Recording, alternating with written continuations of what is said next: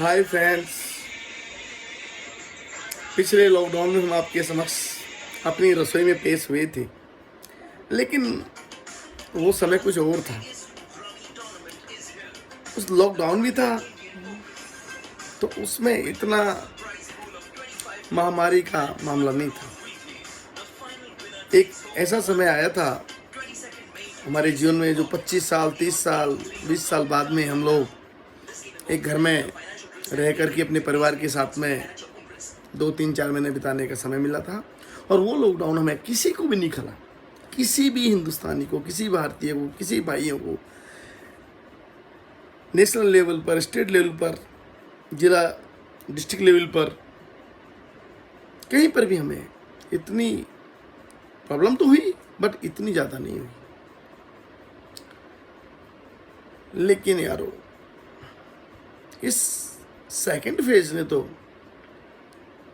बहुत तकलीफें दी हैं, बहुत तकलीफें। मैं कैसे बयां करूं, अपनी रसोई में जाने की इच्छा ही नहीं होती है, क्योंकि हमारे साथी लोग इतने एडुकेट्स लोग हमारे जो साथ थे, जिनसे हमें कुछ सीखने को मिलता था, बहुत कुछ सीखने को मिलता था। उनके कार्यशैली को देख करके हमें भी बहुत कुछ करने की चाहत पैदा होती थी। लेकिन आज इस कोरोना की महामारी के बीच में आज हमारे सामने वो देखते देखते चले गए, जिसकी हमें उम्मीद नहीं थी, जिसकी हमें उम्मीद नहीं थी। और हम ये सोचते थे कि नहीं, ये बुरा वक्त आया है, टल जाएगा। लेकिन यारो बहुत खो दिया, अब खोना नहीं चाहते। क्या टाइम आ गया है यार, अपने अपनों से मिल नहीं रहे, अपने फ्रेंड्स कोड, मतलब हम तो ये तक भूल गए कि हम करते क्या हैं, करते क्या थे। हम सोचते कि यार क्या हम एडुकेट थे, सब कुछ भूल गए हैं। इस महामारी ने सब कुछ भुला दिया है। लेकिन धैर्य नहीं खोना, धैर्य बना के रखना है। धीरज और धैर्य जिसने बना के रखा है, और ये दिल में ठान लो, ये उम्मीद बना लो कि हमें कोरोना से जीतना है किसी भी तरीके से। हमारी इम्यूनिटी को बूस्टअप करके, घर में रह के, लॉकडाउन की पालना करके, या अपने एबी फ्रेंड्स से बात करके। आपको ये गढ़ जीतना है, एनी हाउ जीतना है।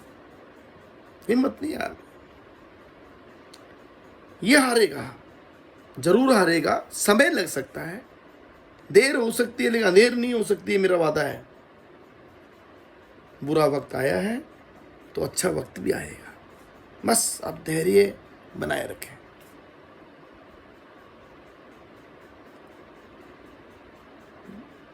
कई बार तो ये लगता है कि हम लोग हिंदुस्तानी है कि नहीं है यार, है? ये सरकारी government, state government, central government educates को अपना देश का मानती ही नहीं मानती है। मतलब कई बार ऐसा फील होता है कि यार एडुकेट्स का कोई वजूद नहीं है क्या? सबसे बड़ा समाज सेवी एडुकेट होता है। सब लोग दुनिया में अगर अपने भी साथ छोड़ देते हैं तो उसका अंतिम स्थल एडुकेट का दरवाजा होता है। उसकी निगाहें सिर्फ एडुकेट के पास होती है कि वो मुझे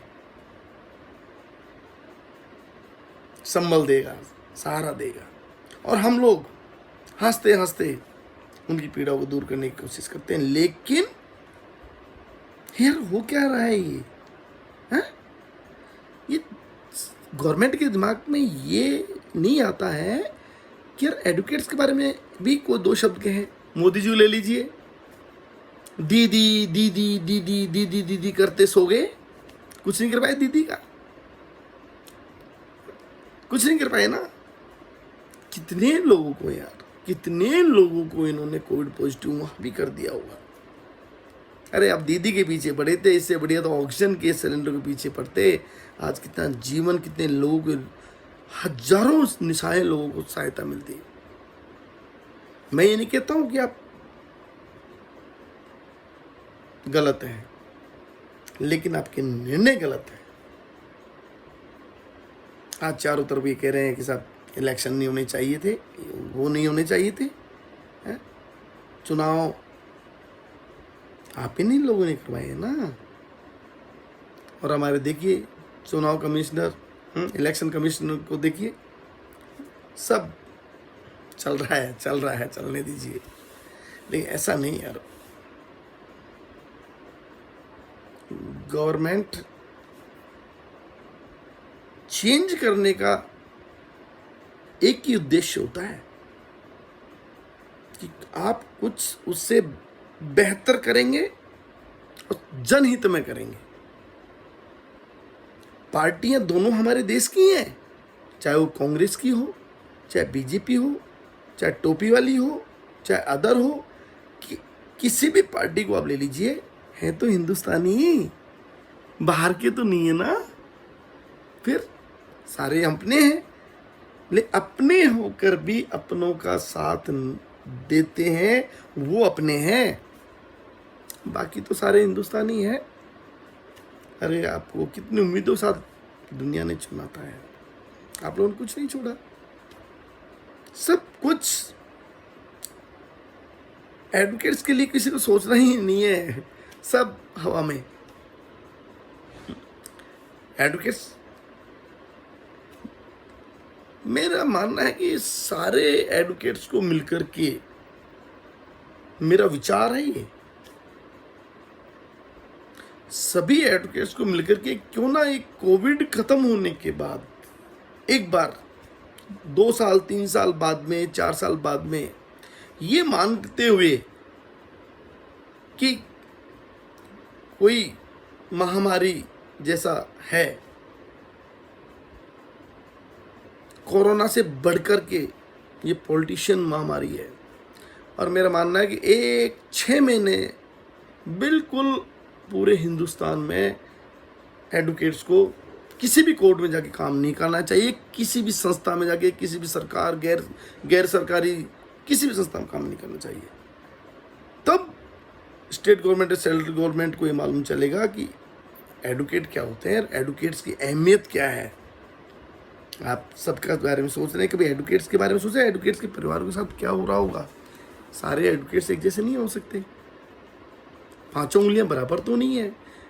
सरकार के मुंह में से एक बार भी स्टेट गवर्नमेंट, सेंट्रल गवर्नमेंट में किसी के भी, चाहे सीएम हो, चाहे प्राइम मिनिस्टर हो, किसी के मुंह में एक बार भी ये नहीं निकला कि एडवोकेट्स के लिए भी हम कुछ करने जा रहे हैं।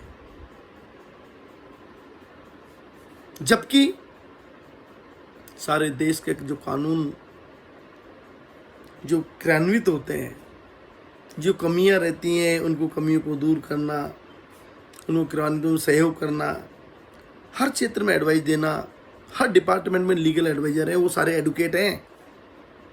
लेकिन मैं समझ नहीं पा रहा हूँ, सरकार ये कि दिमाग में आता ही नहीं है आप लोगों के, हाँ? क्यों नहीं आता? क्योंकि ये हम लोगों की गलती है। हमने हमारी यूनिट के अंदर, हमने हमारी भी अब जो परिवार है, एडवोकेट परिवार है, इसके अंदर जो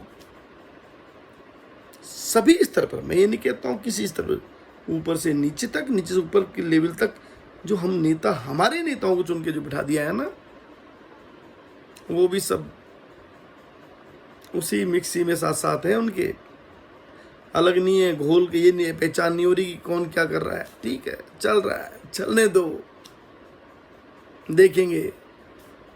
लेकिन ठीक नहीं कर रहे हैं आप, आप अपने साथी एडवोकेट्स के साथ बहुत नाइंसाफ़ी कर रहे हैं, और इसका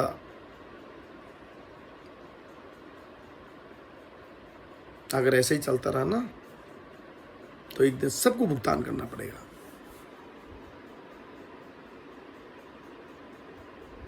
अरे अब तो जाग जाओ यारो, अब तो समझ जाइए। गवर्नमेंट कुछ नहीं कर रही है ना, बस ठीक है। किसी भी नेता ने, किसी भी मिनिस्टर ने, किसी भी लेवल पे प्राइम मिनिस्टर ने पूछा कि एडवोकेट्स के घरों में चूल्हे जल रहे हैं नहीं जल रहे हैं, पीड़ा क्या है, प्रॉब्लम क्या है? पूछा किसी ने? किसी भी न्यूज़पेपर में आया? एक टिप्पणी आई? हर लेवल पे, चाहे गैर सरकारी संस्थाएं हों, चाहे सरकारी संस्थाएं हों, चाहे अर्ध सरकारी संस्थाएं हों, सबके बारे में पेपर में कुछ न कुछ लिखा आता है। लेकिन एडवोकेट्स के बारे में कुछ नहीं, नथिंग। ऐसा लगता है कि हिंदुस्तान में एडवोकेट्स की कोई शायद डिग्री नहीं लेते हैं, शायद कोई एडवोकेट्स का कोई है ही नहीं मामला यहाँ पर। हद, इनफ।